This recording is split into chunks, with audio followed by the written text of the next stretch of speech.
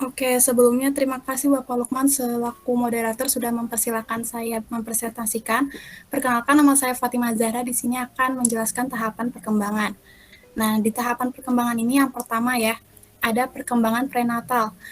Ada 3 tahap dalam perkembangan prenatal. Yang pertama, tahap germinal. Tahap germinal terjadi pada minggu ke-1 hingga minggu kedua. Tahap ini dimulai pada saat pembuahan ketika sperma dan sel telur bersatu. Lalu zigot bergerak menuju rahim, dan setelah kurang lebih 36 jam terjadilah pembelahan sel yang disebut mitosis. Nah, di tahap ini genetik dan jenis kelamin ditetapkan ya. Nah, yang kedua ada tahap embrio. Tahap embrio terjadi pada minggu ketiga hingga minggu ke-8. Di tahap ini, zigot menempel di lapisan rahim, jantung pun mulai berdetak, organ-organ pun mulai terbentuk dan berfungsi. Nah, yang ketiga ada tahap janin. Tahap janin terjadi pada minggu ke-9 hingga minggu ke-40. Selama tahap janin, otak bayi berkembang dan bertambah ukuran hingga perkembangan penuh. Next. Next, please, Kak. Bayi yang kedua ada bayi sampai masa kecil.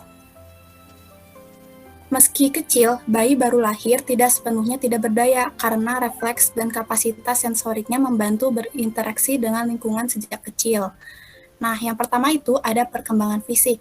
Pada masa bayi, balita, dan usia dini, perkembangan fisik tubuh berlangsung pesat dan pertumbuhan melambat antara 4 dan 6 tahun. Nah, yang kedua ada perkembangan kognitif. Anak kecil juga menunjukkan perkembangan kognitifnya ya.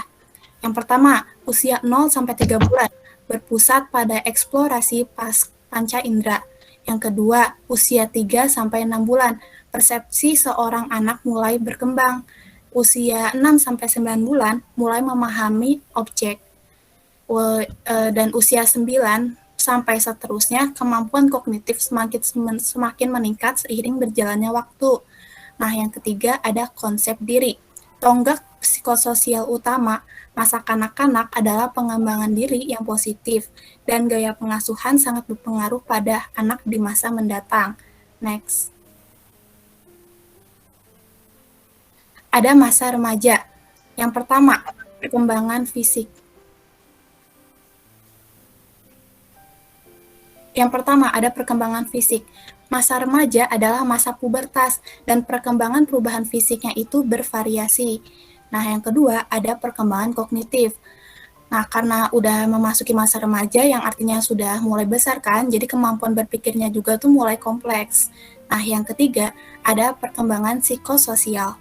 Memperbaiki rasa diri ketika bertemu dengan orang lain, yaitu dengan membentuk identitas jati dirinya. Jadi di masa remaja ini tuh anak-anak tuh mulai membentuk jati diri atau identitasnya masing-masing. Nah, next. Ada masa dewasa. Nah, fisik sudah matang, kemampuan kognitif dan psikososialnya semakin kompleks karena sudah berkembang bertahun-tahun.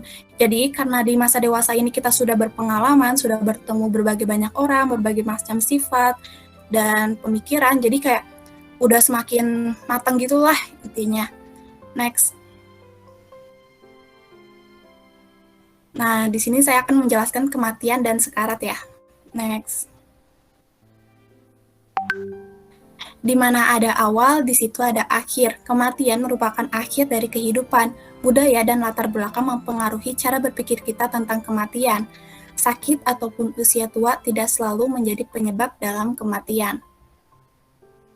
Jadi kematian itu tuh nggak selalu tentang penyakit atau apapun itu. Jadi sekian dari saya kembalikan kepada Bapak Moderator. Terima kasih. Terima kasih kepada Fatimah Zahra. Mungkin sekian yang dapat kita presentasikan. Selanjutnya kita akan lanjut ke sesi yang kedua, yaitu sesi pertanyaan. Untuk yang ingin bertanya,